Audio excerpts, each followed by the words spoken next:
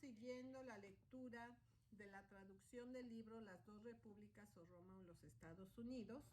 Estamos en el capítulo 25 y el título de este capítulo es La Gran Conspiración en su tercera parte. El Papa Gelasio, en los años 492 al 496, expresó al emperador Amistacius así: hay dos poderes que gobiernan el mundo, el imperial y el pontificio. Eres soberano de la raza humana, pero inclinas tu cuello ante los que presiden las cosas divinas. El sacerdocio es el mayor de los dos poderes. Tiene que rendir cuenta en el último día por los actos de los reyes. Esto está en Historia del Cristianismo Latino de Milmari. En perfecto acuerdo, por tanto, con esta deducción lógica de los dos extractos anteriores, uno de los distritos más antiguos secretarios de la Asociación Nacional de Reforma, el reverendo J.M. Foster, el 17 de octubre de 1889, dijo: según las Escrituras, el Estado y su esfera existen para él y por el bien y para servir a los intereses de la Iglesia. El verdadero Estado debe tener en sabia referencia a los intereses de la Iglesia en todos sus aspectos legislativos, ejecutivos y procedimientos judiciales. Los gastos de la Iglesia, llevando a cabo su trabajo público agresivo, se encuentra en todo o en parte con el tesoro público. Así la Iglesia está protegida y exaltada por el Estado. De estas declaraciones se desprende que la visión de la Reforma Nacional de la relación entre la Iglesia y el Estado es idéntica al viejo calvinista Cartwright, la visión papal original, de que el Estado existe solo como subordinado a la Iglesia para servir los intereses de la Iglesia y, si es necesario, lamer el polvo de los pies de la Iglesia. De nuevo, a la manera del clero del cuarto siglo, el propósito de este es convertir el gobierno de los Estados Unidos en un reino de Dios. Esto es evidente como se ve en su propuesta del preámbulo a la Constitución y las otras citas dadas, pero lo dicen tan claramente en palabras que vale la pena citar las declaraciones, como el esquema original. Esto también procede de la teoría de una teocracia.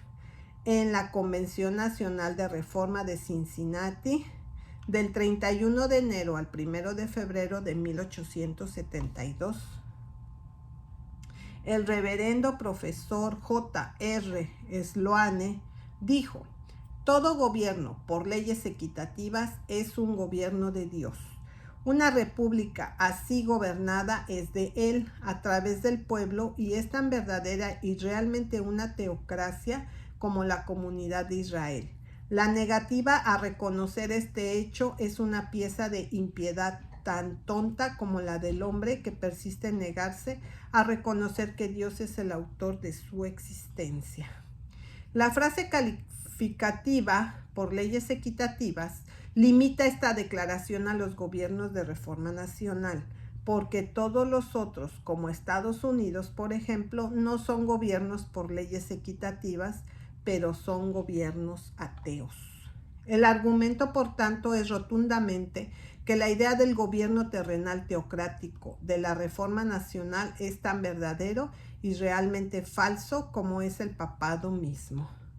En la Convención de Reforma Nacional de 1873, celebrada en Nueva York el 26 y 27 de febrero, uno de los oradores, el reverendo J. Hogg, dijo: la nación que se aferra a Dios y al Señor Jesucristo nunca morirá.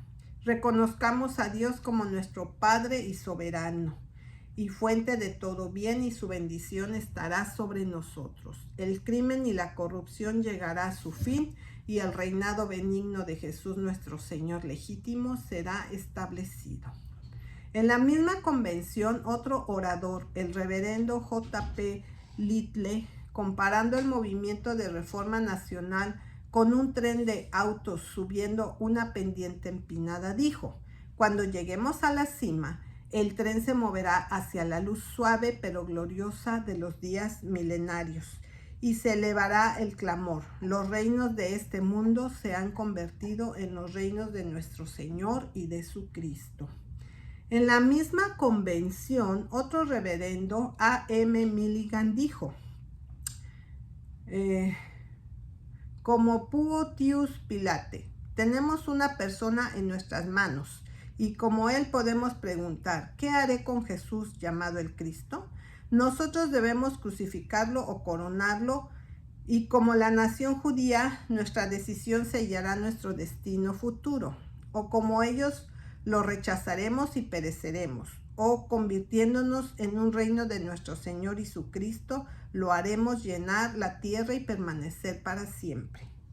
En la convención anual de la Asociación de 1887, el reverendo W.T. Connell de Youngstown, Ohio, propuso la formación de una liga de oración compuesta por todos los que estuvieran interesados en ese momento, pactar juntos para ofrecer una oración al mediodía, donde sea que estuvieran todos los días hasta que su oración fuera respondida en la abolición del tráfico de licores y hasta que esta nación fuera hecha reino de Dios. La propuesta fue aprobada de manera cordial y unánime por la convención y el señor Connell se encargó de la preparación y que no faltara ningún elemento a la perfecta semejanza de la teoría papal original. La nación cristiana, que es superada solo por el Christian Statement en propensiones nacionales a la reforma, en un editorial 15 de junio de 1887, puso el acabado. Toque la imagen en las siguientes palabras. Cuando el Estado se vuelve positivamente cristiano en la Constitución y los hombres cristianos son elegidos para hacer leyes, se hará algo como esto. 2 puntos. Se otorgará el estatuto de una empresa de tranvía, condicionado al funcionamiento gratuito de los coches en Shabbat para el alojamiento de las personas cristianas en recados de adoración, por necesidad y de misericordia, incluso como peaje de un puente que en la actualidad se remite en Shabbat en algunos lugares. Esto se objetará por otros que no sean cristianos y viajarán para otros que no tengan propósitos cristianos, lo cual es muy cierto, pero el pecado estará sobre sus propias almas. La empresa no sufrirá dificultades, los hombres empleados serán de Dios, mensajeros para el bien, y en este día habrá sobre las campanas de los caballos santidad para el Señor. La semejanza tan cercana en teoría entre esto y el papado era de esperar que la semejanza en la práctica sería igual de cerca si los reformadores nacionales solo debían asegurar el poder para poner la teoría en práctica. Esto también se muestra abundantemente en las palabras publicadas y discursos de los máximos representantes de la asociación. Las lecciones de la Escuela Dominical de la Reforma Nacional para 1884, publicadas en el Christian Statement, fueron escritas por David Gregg, entonces de la ciudad de New York, más tarde pastor de Park Street Church en Boston, y ahora en 1894 sucesor del Dr. Quiller en su pastorado en Brooklyn. En la lección impresa en el Statement del 5 de junio, el Dr. Gregg positivamente declaró y apoyó la declaración por argumento que el poder civil tiene derecho a dominar las conciencias de los hombres.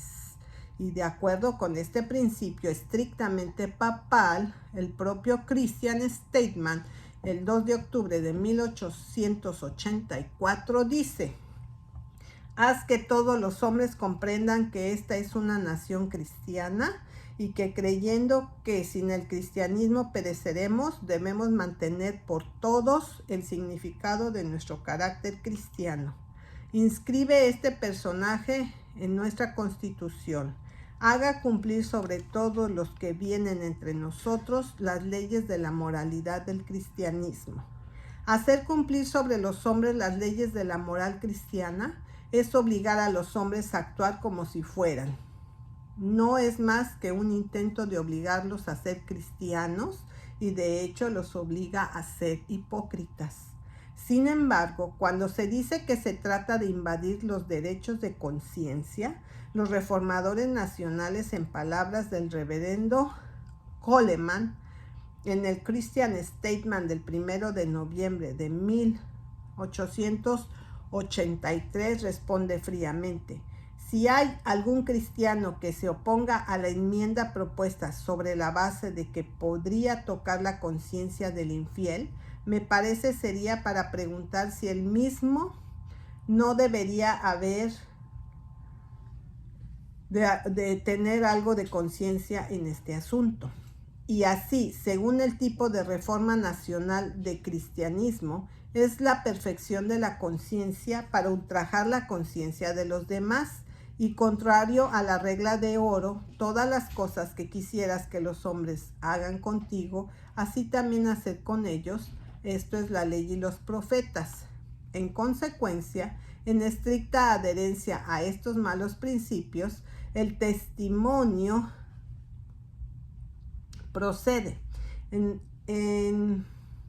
el Estadista Cristiano, el 13 de enero de 1887, el reverendo Gaul, secretario de distrito y un destacado trabajador de la asociación, declaró: nuestro remedio para todas estas influencias maléficas es que el gobierno simplemente establezca la ley moral y reconozca la autoridad de Dios detrás de o ponga su mano sobre cualquier religión que no se ajuste a él.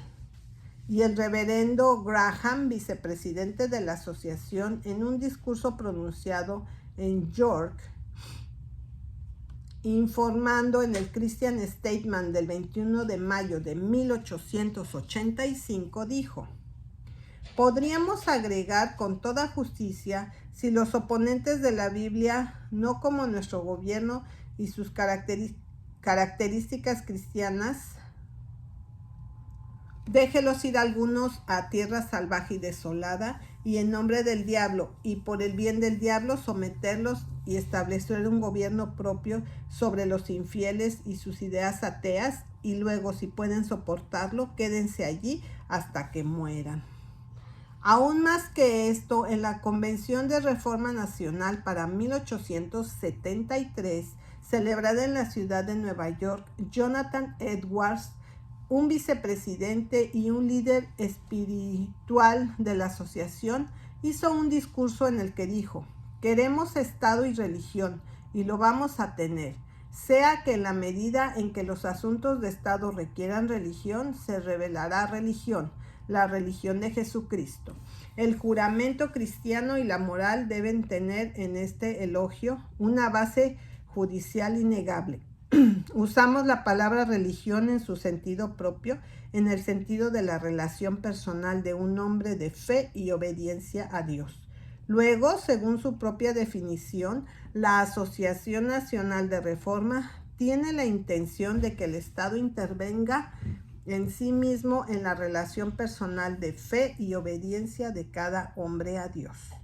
La Asociación Nacional de Reforma es fuerte no solo en la influencia que en sí misma posee, pero todavía es más fuerte con las alianzas que se le ha permitido efectuar.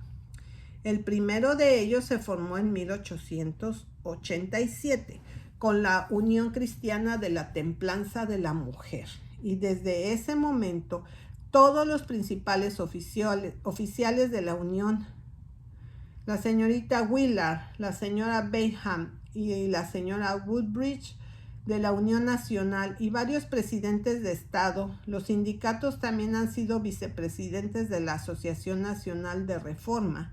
En la lectura mensual de septiembre de 1886, sobre lo cual el secretario de la Asociación Nacional de Reforma tenía correspondencia con la señora Willard antes de que apareciera. Una de las respuestas es la siguiente: Una verdadera teocracia aún está por llegar y el bienestar de la humanidad depende sobre la entronización de Cristo en la ley y legisladores.